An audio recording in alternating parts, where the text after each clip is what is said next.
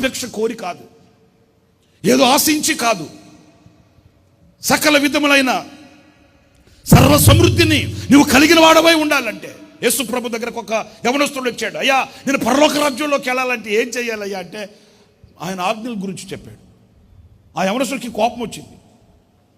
ఏంటి నాకేంటి నువ్వు చెప్పే మాట? ఆదికాండం ప్రకటన గ్రంథం చదివి నవ్వులు మింగేసా. నేను ఆదివారం భక్తుడిని, నేను అన్నింట్లో పర్ఫెక్ట్. అలా అన్నప్పుడు ఆయన అన్నాడు, అన్ని బాగానే ఉన్నాయి, కానీ నీలో ఇంకా ఒకటి కొదువుగా ఉన్నది. నీవు అన్నీ కలిగి ఉన్న కొదువు కలిగిన వాడివి, అన్నీ ఉండి కొదువు కలిగిన వాడివి.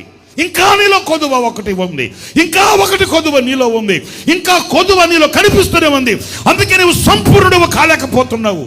నిజమే, అదే కొదువు ఒకవేళ మనలో ఉంటే ఈ ఆరాధనలో సరి చేసుకునవలసిన అవసరం ఎంతైనా కూడా ఉందండి.